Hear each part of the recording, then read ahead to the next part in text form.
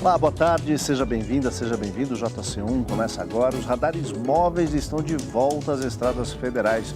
O prazo dado pela Justiça para a retomada da fiscalização vence hoje. As compras de última hora, já fez as suas? Pois é, elas agitam o comércio. 13 milhões de brasileiros deixaram os presentes de Natal para a última hora. Médicos advertem mudar de hábitos na alimentação requer cuidado e planejamento. Quem opta pelo veganismo, por exemplo, corre o risco de ficar sem a vitamina B12. E por falar em alimentação, a nossa conversa no estúdio hoje é sobre a ceia de Natal. A tradição da fartura caminha de mãos dadas com o desperdício. O número de trabalhadores domésticos com carteira assinada no país caiu para o menor nível em 6 anos.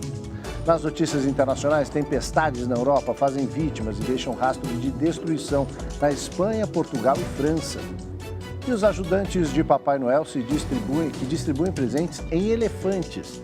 JC1 Cultura de Informação começa agora.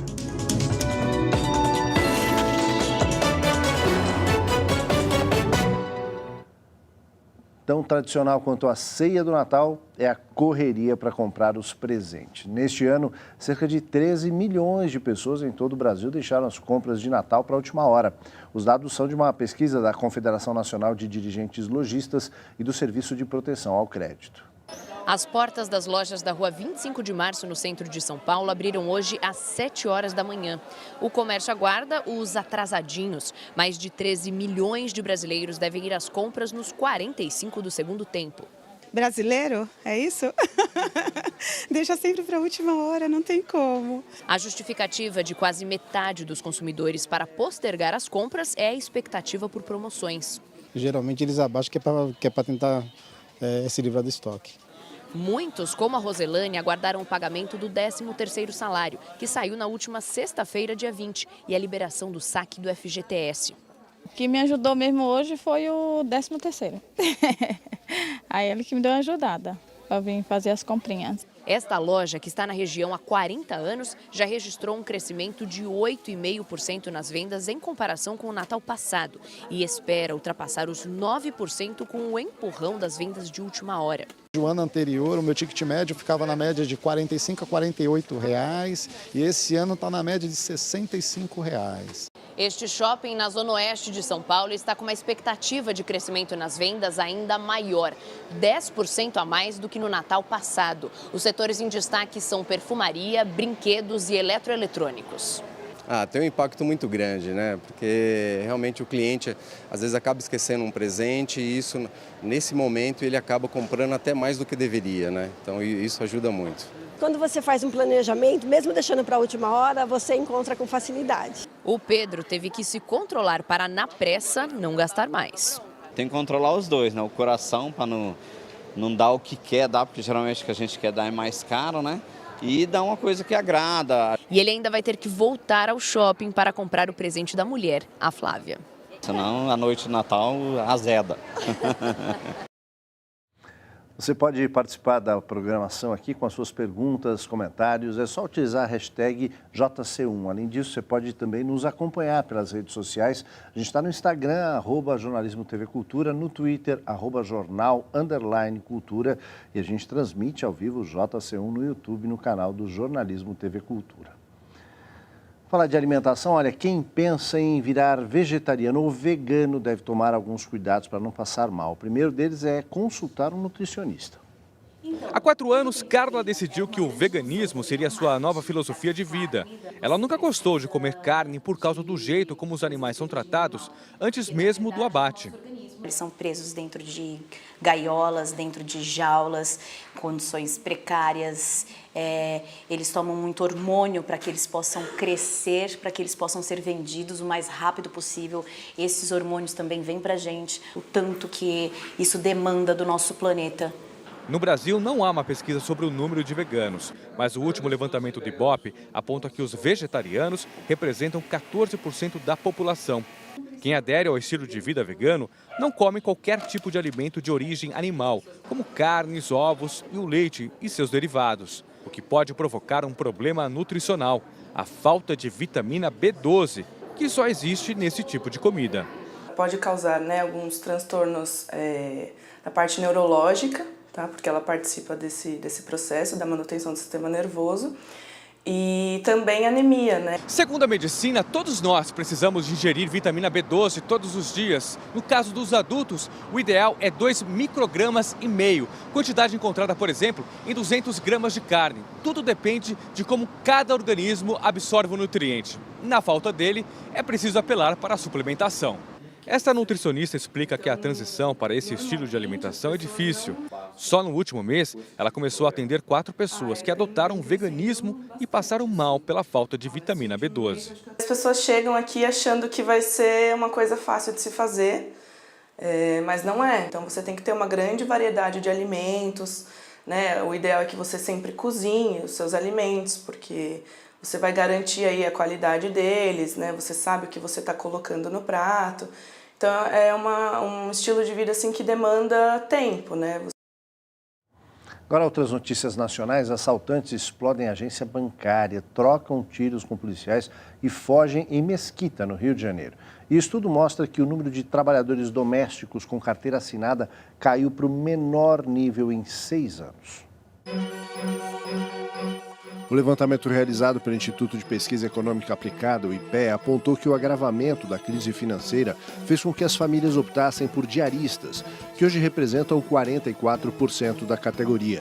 Com isso, a formalização dos trabalhadores domésticos ficou em pouco mais de 28%, menor nível desde 2013, quando o percentual superou pela primeira vez os 30%. O estudo apontou também que hoje cerca de 6 milhões de mulheres realizam os serviços domésticos e que a maioria é negra. A Polícia Civil do Mato Grosso do Sul descobriu um túnel de mais de 60 metros embaixo do cofre da sede estadual do Banco do Brasil. Segundo a investigação, bandidos demoraram quase 6 meses para escavar o túnel, que saía de um galpão e ia até a agência. Na madrugada deste domingo, os policiais foram até o local e flagraram 9 pessoas trabalhando nas escavações. Houve confronto, 3 suspeitos foram baleados e 2 morreram. O restante da quadrilha foi preso. Assaltantes explodiram uma agência do Banco do Brasil e trocaram tiros com policiais em Mesquita, na Baixada Fluminense, hoje de madrugada. A explosão foi tão forte que o banco ficou em chamas. Os bandidos também espalharam pregos na pista para atrapalhar a ação da polícia. Mas uma viatura da PM passava perto do local e tentou conter os assaltantes. Houve troca de tiros e um policial foi baleado, mas foi atendido e já teve alta. Os bandidos conseguiram fugir. Ainda não se sabe quanto dinheiro eles levaram. E o ex-governador da Paraíba, Ricardo Coutinho, do PSB, deixa a prisão após obter habeas corpus no Superior Tribunal de Justiça. Ele tinha sido preso na quinta-feira, na 7ª fase da Operação Calvário, que apura desvios de mais de 130 milhões de reais na saúde e na educação do Estado. O habeas corpus foi concedido pelo ministro Napoleão Nunes Maia Filho, do STJ, sob a alegação de que não foi preenchido requisito de necessidade de prisão preventiva.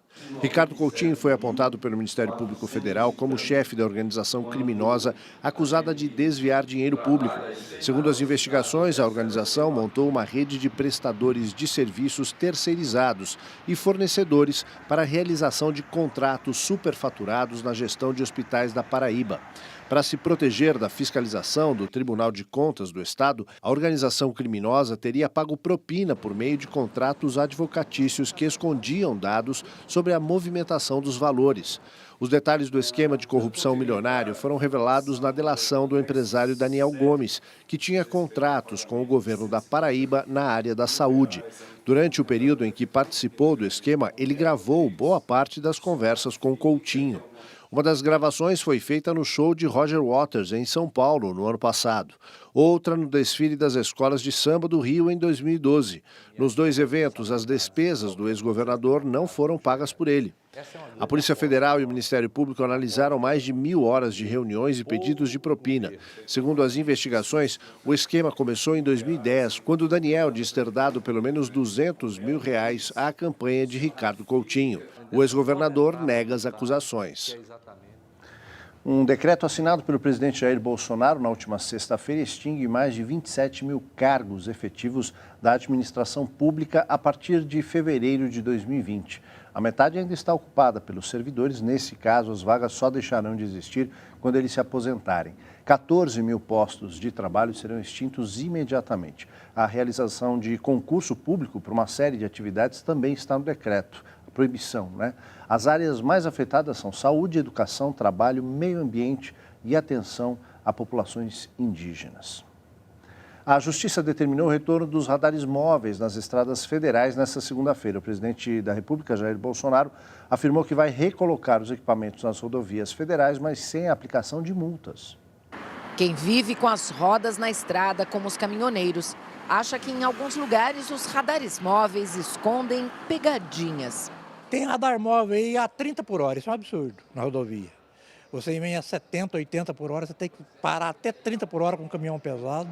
Mas a maioria concorda que o excesso de velocidade aumenta o risco de acidentes e mortes. É perigoso, né? Acontece um negócio aqui ali, não consegue segurar, vai até bater, morre. Muita gente morrendo por causa disso.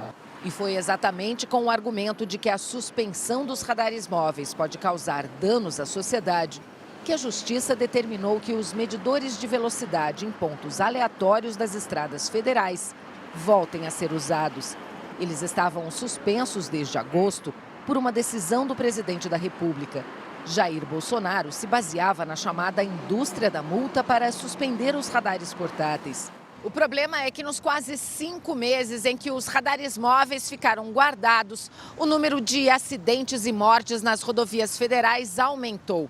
Segundo dados da Polícia Rodoviária Federal e da organização SOS Estradas, só entre agosto e outubro deste ano, em comparação com o mesmo período do ano passado, o número de mortes aumentou 2% e o de feridos nos acidentes, 9%. E isso num cenário em que o número total de acidentes no país vinha caindo antes da suspensão dos radares móveis. A ordem da Justiça é que hoje todos os 299 aparelhos operados manualmente pela Polícia Rodoviária Federal já estejam funcionando. Por isso, quem for pegar as estradas, atenção dobrada e educação redobrada. Porque controla um pouco mais a velocidade do pessoal, tem cara abusando demais aí. É bom, para a segurança da vida, para a nossa vida, é bom. Nos últimos 10 anos, a expansão das estradas brasileiras não acompanhou o crescimento da frota de veículos e pode emperrar o crescimento do país. A conclusão é da Confederação Nacional dos Transportes. Podia ser sempre assim, mas as principais rodovias do país costumam ficar deste jeito. É transporte, mas podia ser uma questão de matemática. Tem espaço de menos para veículos de mais. A frota brasileira cresceu 74% de 2009 até o ano passado. No mesmo período, a malha rodoviária aumentou apenas 0,5%. São mais de 100 milhões de veículos hoje usando praticamente as mesmas vias existentes há 10 anos. Uma das explicações para este cenário está neste órgão.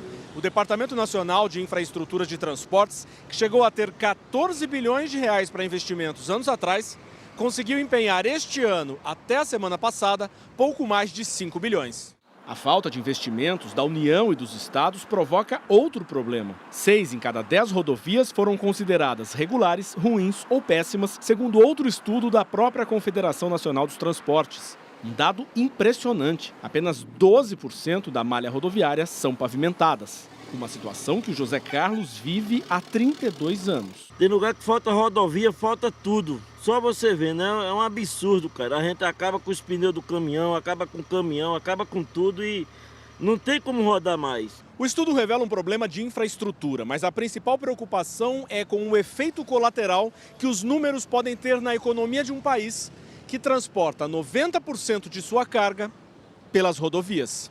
Você vai precisar fazer mais manutenção, você vai gastar mais combustível, você vai fazer viagens talvez desnecessárias, porque você vai andar um trecho que você não precisaria se você tivesse uma estrada ali. Então você tem um aumento do custo do frete, esse custo do frete ele é embutido no preço final que nós consumidores vamos pagar. De acordo com um estudo feito por um banco aqui do Brasil, dos cerca de 500 mil empregados formais criados de outubro do ano passado até o mesmo mês deste ano, 30% foram de vagas intermitentes, quando o funcionário ganha somente pelo período trabalhado. Desde a reforma trabalhista, em 2017, o Brasil teve um aumento no número desse tipo de contratação, mas ainda está longe de desafogar os mais de 12 milhões de desempregados do país. Marcelo valoriza o funcionário contratado na modalidade intermitente e, ao mesmo tempo, reduz o pagamento de impostos. Se eu tenho um funcionário que eu pagava um salário mensal de R$2.000, ele saía quase R$4.000 por mês, esse funcionário para mim. E hoje, no intermitente, eu consigo aumentar o ganho dele mensal, porque o 13º e as férias eles estão embutidos proporcionalmente dentro do salário mensal dele. Pago menos imposto trabalhista. O contrato intermitente é uma prestação de serviços em períodos alternados por tempo indeterminado. Nessa modalidade, o funcionário é remunerado somente pelo período trabalhado, mas tem garantidos direitos previstos na CLT, como férias, 13º e depósito do FGTS proporcionais. A modalidade trouxe segurança jurídica para os empresários. Qualquer eventualidade que venha acontecer no curso da relação empregatícia tem uma cobertura em termos previdenciários e trabalhistas para ambas as partes. Criado pela reforma trabalhista há 2 anos, tem crescido o número de empresários que optam pela contratação intermitente. Só no mês passado foram mais de 17.500 admissões. Comércio e serviços são os setores que mais absorveram profissionais, segundo o CAGED, o Cadastro Geral de Empregados e Desempregados. Apesar desses números positivos, os dados do desemprego em todo o território nacional continuam altos. São 12 milhões de brasileiros sem trabalho e outros 4 milhões que desistiram de procurar emprego, segundo o IBGE. Para esse professor de economia da USP, o governo deveria investir em políticas de geração de empregos, como obras de infraestrutura e apoio ao pequeno empresário. Em situações de crise, a pequena empresa é muito apropriada porque ela é forte geradora de emprego. Mas veja, a situação da pequena empresa hoje é muito difícil. A pequena empresa não tem nenhum estímulo, por exemplo, para ela se juntar com outras, que é o que é muito comum lá fora, que são os consórcios de pequenas empresas. Agora a gente vai para o nosso tema de hoje aqui no estúdio. Chegaram as festas de final de ano e uma das coisas que o brasileiro mais gosta de ver na mesa é fartura. Ninguém quer que falte nada na ceia de Natal, o que pode acabar causando um excesso de comida. As sobras podem ser aproveitadas no Ano Novo, mas também podem parar na lata do lixo. Por isso, nós fomos até o Mercadão Municipal de São Paulo para saber se as pessoas estão se planejando para evitar esse desperdício de alimentos. No Natal da família da Cláudia, não vai faltar carne. Pernil, frango desossado, chester. Fartura, na variedade e na quantidade de comida, é a marca das festas de fim de ano. Sempre a mais, né? Porque às vezes chega alguém de surpresa, e então tem que ser a mais. A história conta que esse costume brasileiro de comprar bastante comida no fim do ano é uma herança europeia. Antigamente, as pessoas deixavam as portas abertas no dia do Natal para receber viajantes e peregrinos. Por isso, preparavam muitos pratos. Para aproveitar a diversidade de alimentos sem ganhar peso e evitar o desenvolvimento de doenças crônicas, essa nutricionista sugere, nos dias de comilança, ao menos uma refeição leve e que os produtos e os preparos sejam o mais saudável possível. O assado ao invés das frituras, quando se fala das entradas, as saladas, sempre ter opções de folha. A maionese, que é muito comum na ceia de Natal, podemos substituir a maionese pelo iogurte, colocar ervas finas e diminuir o consumo de sal. A ceia de Maria Aparecida e Luiz Miguel é para família e amigos, 15 pessoas no total. Além dos principais, tem os aperitivos. Não falta o bolinho de bacalhau, os queijos, né? Sempre tem uma coisinha para beliscar antes. E aí chega na hora do prato principal? A fome é reduzida, né? Mas aí fica pro dia seguinte, né? O grande problema de exagerar nas compras é o desperdício. Por isso, calcule as quantidades e reaproveite os alimentos. De um prato proteico é uma média de 250 gramas por pessoa. Do suco ou da bebida, em torno de 600 gramas, de 600 ml. Ricardo segue exatamente essa estratégia e comprou o bacalhau e azeitonas na medida certa para o Natal. certinho já para as pessoas, para não, que nem você falou, para não sobrar, mas se sobrar fica para o ano novo. Olha, para entender um pouco melhor essa cultura da fartura e também como planejar bem essas compras de final de ano aí, para essa fartura não se traduzir em excessos e em desperdício, eu converso agora com a presidente da ONG Banco de Alimentos, Luciana Quinalha, aqui então. Boa tarde, Luciana, bem-vinda. Obrigada, tudo bem? Tudo bem? Tudo ótimo. Por que tem que ser essa fartura toda e que impacto isso tem, Luciana? Na realidade eu gostaria de fazer um ponto, né? É fartura para um pedaço da população. Por outro pedaço da população é carência, é falta, né? Então, o Brasil é um país muito rico, a gente produz muito alimento, mas temos 52 milhões de pessoas que vivem em insegurança alimentar. Não sabe se vão ter o que comer em quantidade e qualidade na próxima refeição. Então, o lindo da história é que todos comessem, né? E, no caso de quem come com fartura, que pudesse pegar o excedente do que sobrou da ceia e doasse para incluir pessoas que não vão ter uma ceia de Natal. Como é possível fazer isso? Olha, você pode fazer isso para as pessoas mais simples, né, do seu entorno, você pode levar para uma instituição de caridade, você pode dar até para o seu porteiro, né? Mas o último lugar que a comida deve parar realmente é no lixo, pensando tanto no impacto humano, né, porque é realmente um tapa na cara, tantas pessoas estarem hoje pegando comida na lata de lixo, você vê isso nas grandes cidades, né, como para o meio ambiente. Porque se o desperdício fosse um país, ele seria o terceiro maior emissor de gás carbônico na atmosfera, criando mudanças climáticas e, enfim, todos esses malefícios que a gente tem que impactam todos nós. Então, o último lugar que a comida deve parar realmente é o lixo. Ao longo do ano, o Banco de Alimentos faz esse trabalho, né? Levar o que sobra para onde falta. Sim. Como é que é esse trabalho? Olha, eu comecei esse trabalho há 22 anos atrás, justamente por não querer ser conivente com tanta pobreza no meio de tanta riqueza.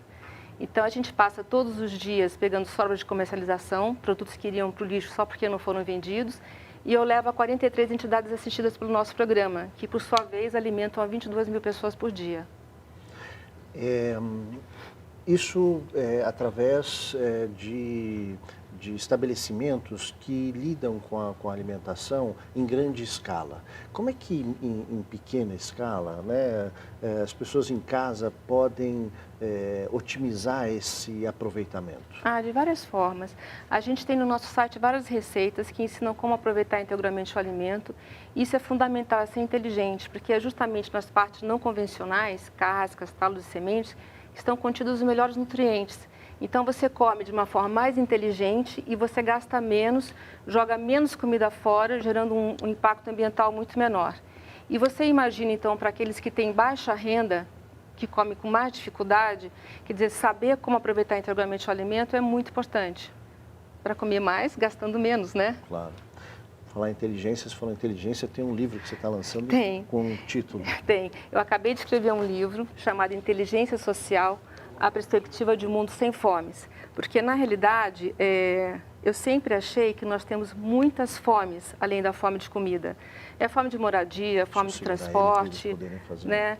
E esse livro foi feito com muito amor para as pessoas começarem a discutir essa questão dentro da sociedade, que está faltando para nós inteligência social, porque recursos a gente tem, né? Então, como aplicar da melhor forma esses recursos? Através de uma inteligência social, sempre pensando no coletivo e não no individual, e com que a nossa administração pública, né, realmente faça o seu papel e que nós, sociedade, também façamos o nosso papel, tenhamos mais conhecimento sobre o que nos afeta, como agir para a gente ter uma sociedade mais evoluída. Então, o livro teve essa intenção. E que essa solidariedade também não se limite a um tempo que acaba deixando a coisa um tanto quanto romantizada e até folclórica, né? É verdade. O Natal é todo dia, né? Alimento é vida. Vida é todo dia, não é só no Natal. O que muda na vida de uma pessoa que recebe esse tipo de ajuda, de empurrão, né? Porque isso é uma ação pontual que também depois empodera essa comunidade para que ela também siga seu próprio caminho, né? Sim, nós ajudamos várias entidades que ajudam justamente a empoderar essa pessoa que hoje é carente, mas amanhã pode não ser mais, né? Então, por exemplo, eu tenho muito carinho para dar um exemplo, para o Arsenal da Esperança, né, que atende a 1.200 moradores de rua. Esses moradores de rua, eles ficam no arsenal por volta de 9 meses, 1 ano, mas a ideia é que eles realmente se empoderem e saiam de lá para o mercado de trabalho ou encontre um parente que está perdido, né? Então, a ideia é justamente a gente geralmente alimentar, né, para empoderar as pessoas e para incluir as pessoas, porque o não alimentar é uma exclusão social muito grande. E num país tão rico como o nosso, isso não faz sentido absolutamente nenhum. E é algo que depois volta para todos nós de uma forma negativa. Existe um discurso muito comum que faz aquela relação, né? Em vez de dar o peixe, tem que ensinar a pescar, é preciso evitar posturas assistencialistas que querem independência. Como é que você encara isso? Olha, eu encaro da seguinte forma. Existe um momento que assistir é necessário. Uma criança, um idoso, um jovem, um pai, uma mãe não pode esperar para se alimentar. A vida acontece todo dia, a alimentação é diária, né? Mas o que eu acho é que o governo deveria dar infraestrutura, a sociedade também, para que escolas, saúde, para que aquela pessoa pudesse crescer, ela pudesse ter a oportunidade de ter uma vida diferente, que ela pudesse ter condições de trabalhar, enfim, de se sustentar e não deixar essas pessoas marginalizadas no nosso entorno. Então, sim, você tem que ensinar a pescar, mas você tem que preparar a pessoa para isso e a pessoa tem que ter maturidade até etária para poder ser economicamente ativa. E ela tem que ter essas condições para ser incluída na sociedade. É isso que eu acho. A gente está vivendo um tempo marcado agora, o Natal, por exemplo, né? A origem do Natal é uma origem religiosa, mas esse cuidado com o outro, essa solidariedade, essa responsabilidade pelo outro transcende as religiões, né? Totalmente. Isso eu chamo de inteligência social. Realmente, nós vivemos em sociedade. O que significa viver em sociedade? Teoricamente, é um se apoiando no outro, né? Então, uma sociedade evoluída é aquela sociedade que tem mais paz, é aquela sociedade que mais rica, mais bem nutrida. E o modelo hoje tem que ser repensado. E essas mudanças começam a partir do indivíduo. É isso que eu acho e até escrevo no meu livro, porque na hora que o ser humano mudar e ser mais consciente, toda a sociedade muda, né? Eu acho que é uma via de duas mãos, né? O homem muda o meio e o meio muda o homem. O que um homem sozinho consegue fazer para transformar a sociedade? Muito. Você tem vários exemplos, né? Mas quando a sociedade é mais evoluída, ela também produz homens mais evoluídos. Aquelas pessoas que vão ser o político, o médico, o jornalista, a dona de casa, o professor, seja lá quem for, que vai se colocar de uma outra forma no mundo. E eu acho que é isso que a gente tem que perseguir. É isso que a gente está precisando. Vou colocar o site aqui na sua tela, então, é isso aí, né? bancodealimentos.org.br, para quem quiser acessar, conhecer, entender melhor como, enfim, mudar esse jeito de ver, né? A própria despensa e ser mais solidário. Luciana, muito obrigado pela participação aqui no JC1. Obrigada a você pela oportunidade. Valeu. Olha, na contagem regressiva para o Natal, essa é a hora que muita gente viaja para passar as festas na praia, no interior, em outro estado, vai ao encontro da família. Os terminais de São Paulo trabalham com operação especial para atender ao público e a repórter Maria Manso tem mais informações sobre esses embarques para a gente. Boa tarde, Maria. Boa tarde, Aldo. Nós estamos no terminal rodoviário do Tietê, o maior de São Paulo, e olha, tá uma muvuca aqui, porque tem gente embarcando, gente desembarcando. Essa fila das pessoas que ainda estão comprando passagem para depois esperar o horário de embarque e também embarcar. E também tem gente, acredita, tem gente ainda comprando presente nas lojas que ficam aqui no terminal. A gente vai conversar agora com a Aline, que é aqui da administração dos terminais. Quais as dicas para que essa viagem seja pelo menos tranquila? Bom, é isso aí, o pessoal está aqui nos terminais mesmo, não só aqui no Tietê, na Barra Funda e no Jabaquara também. Então a gente orienta o pessoal que compra passagem com antecedência exatamente para evitar essas filas, né? Para evitar que perca, enfim, tempo aí no terminal. A gente orienta que o pessoal chegue nos terminais com pelo menos 1 hora de antecedência, identificar as bagagens, nome e telefone já é suficiente e não esquecer o documento de ninguém, inclusive das crianças. Crianças sem documento não embarca não.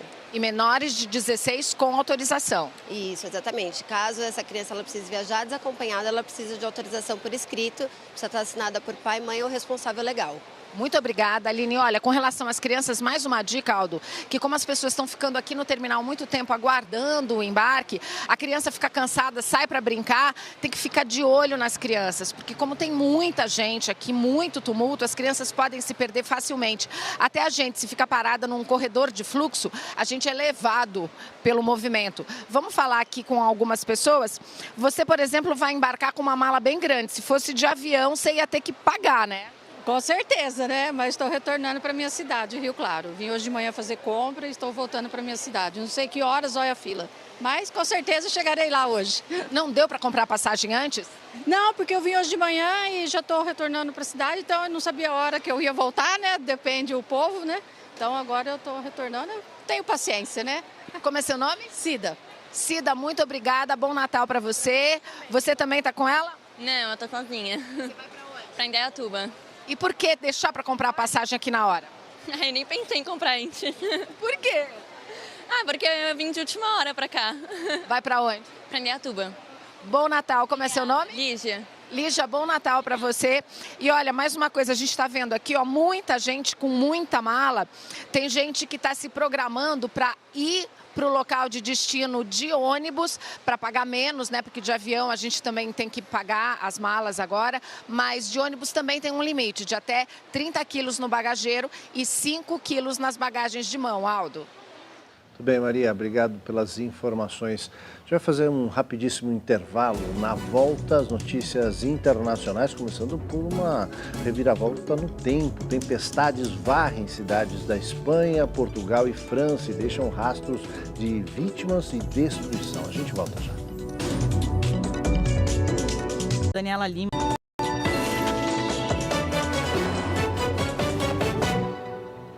Estamos de volta com as notícias internacionais. Agora, ao menos 9 pessoas já morreram com a passagem da tempestade Elsa, que atingiu parte da Europa neste final de semana. 2 mortes aconteceram em Portugal e 7 na Espanha, o mais atingido pelas fortes chuvas. A força dos ventos superou os 100 km por hora. Ruas ficaram completamente alagadas e cidades inteiras submersas. Na manhã do domingo, um pescador foi arrastado por uma forte onda e morreu ao cair no mar na Catalunha. Espanha, França, Portugal, além dos países da Península Ibérica, a França também continua em estado de alerta por causa da passagem de outra tempestade, Fabienne, que também chegou ao oeste da Europa. O presidente chinês Xi Jinping e o primeiro-ministro do Japão, Shinzo Abe, se reuniram em Pequim pouco antes do encontro trilateral de líderes com a Coreia do Sul, que começará amanhã na cidade de Chengdu, na China. Xi Jinping também recebeu o presidente sul-coreano Moon Jae-in. O objetivo é discutir o acordo de livre comércio na Ásia e a importância da cooperação entre os países da região diante das crises mundiais, além de buscar soluções para as frequentes tensões entre Seul e Tóquio. A Bolívia anuncia a entrada no Grupo de Lima, formado em 2017 por países latinos, e o Canadá, com o objetivo de buscar soluções para a crise na Venezuela. Até então, o país estava afastado do grupo por causa da afinidade do ex-presidente Evo Morales com o venezuelano Nicolás Maduro. A aproximação com o Grupo de Lima foi um posicionamento da presidente interina Janine Áñez, que reconheceu Juan Guaidó como chefe de Estado na Venezuela. O Equador declara estado de emergência depois de um vazamento de óleo no arquipélago de Galápagos, patrimônio natural da humanidade, no domingo. O acidente aconteceu quando um guindaste que transportava um container com 600 galões de diesel para uma embarcação se desequilibrou e despencou para o mar.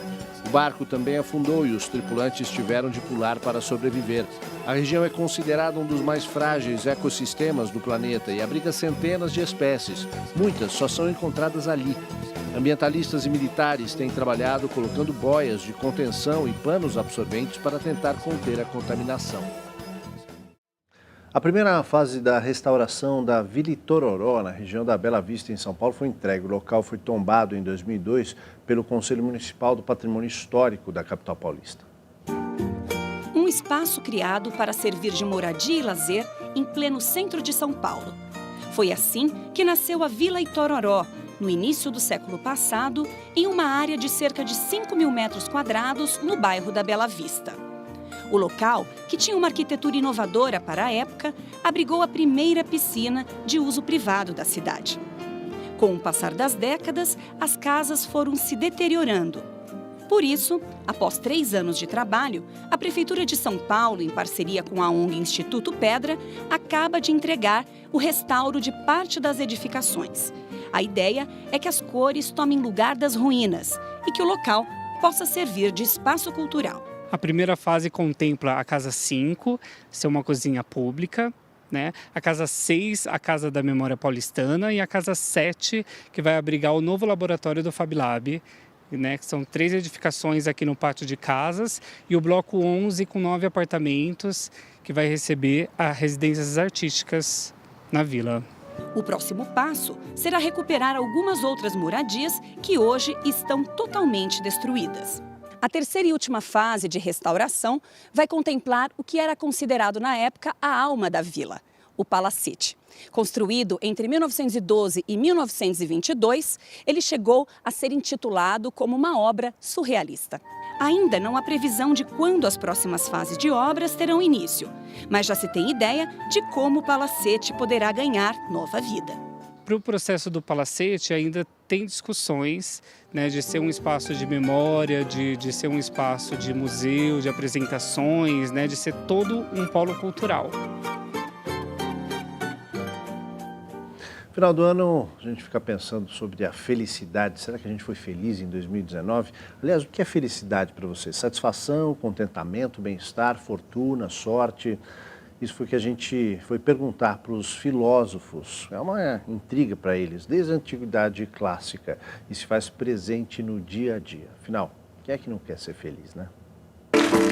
Cantada em verso e prosa. Tristeza não tem fim, felicidade sim. Na vida real e nas telas, alguns conseguem vê-la nas pequenas coisas. Para outros, é uma busca eterna. Obrigado. O conceito de felicidade é amplo, complexo, pessoal. Minha família. Felicidade é a pessoa ser feliz consigo mesmo, né? Acho que você está se sentindo bem com o que você está vivendo e com a sua vida. E entender que não é uma coisa constante. Tipo, vão ter momentos de felicidade e momentos de tristeza. A minha felicidade está aqui todinha. Para mim, felicidade é ver as outras pessoas felizes.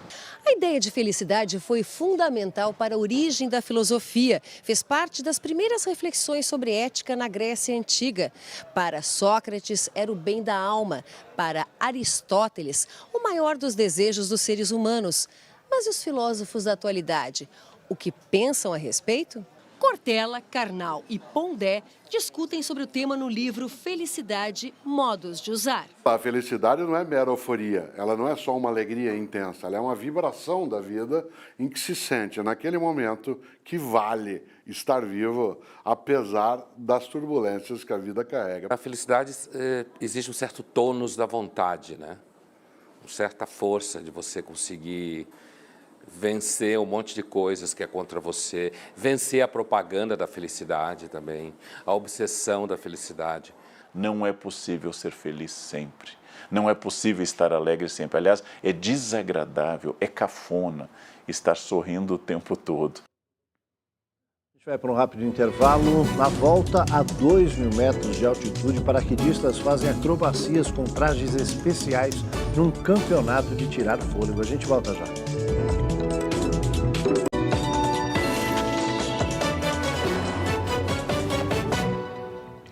Olha que legal, o wingsuit, ou traje planador, é um macacão com asas usados pelos paraquedistas para voos de alta performance. Nesse final de semana foi realizada na China uma rodada da Copa do Mundo da modalidade. Além dos paraquedistas, o evento contou com a participação de alunos de uma escola especial. 14 paraquedistas de 10 países saltaram de uma altura de 2.000 metros. Vestindo o wingsuit, esse traje especial que lembra as asas de uma ave, eles fizeram acrobacias de cair o queixo. Depois das manobras, é hora de abrir o paraquedas e se preparar para a corrida final em direção a esse ponto no chão. O vencedor será o paraquedista que pousar mais próximo do alvo. A competição de 3 dias na estação Jingu coroará o vencedor. Além dos saltos, outra coisa chamou a atenção. Nessa etapa chinesa, mais de 20 alunos de uma escola de educação especial da província também se divertiram no cenário da competição. Eles subiram num balão de ar quente e fizeram uma viagem diferente. Devido à localização remota de Jingu e das doenças, as crianças não realizam muitas atividades ao ar livre e jamais tinham sequer visto um meio de transporte tão especial. Enquanto o balão voava em direção ao céu, quem ficou em terra firme não tirava os olhos dos tripulantes. Outros acenavam e aplaudiam. E na Tailândia, o Papai Noel está adiantado e chegou de um jeito diferente. Ao invés de trenó renas, ele foi montado num elefante com muitos presentes para a criançada. Em clima natalino, na cidade de Ayutthaya, na Tailândia, os ajudantes do Papai Noel chegaram montados em elefantes, animais sagrados na cultura do país, e que nesta ocasião também estavam vestidos a caráter. 4 mahuts, como são conhecidos os treinadores e donos de elefantes, fizeram a distribuição de presentes, doces e balões numa escola primária da região, iniciando as comemorações que há 15 anos já são uma tradição entre as crianças. Embora seja um país majoritariamente budista, o Natal entra no calendário tailandês como parte das celebrações de fim de ano. No encerramento da festa, todos sentaram no chão e formaram o desenho de uma árvore de Natal. O JC1 termina aqui, você continua nos acompanhando nas redes sociais, no Instagram é o @jornalismo TV Cultura, no Twitter @jornal_cultura e as transmissões pelo canal Jornalismo TV Cultura do YouTube. Até amanhã, uma ótima tarde para você.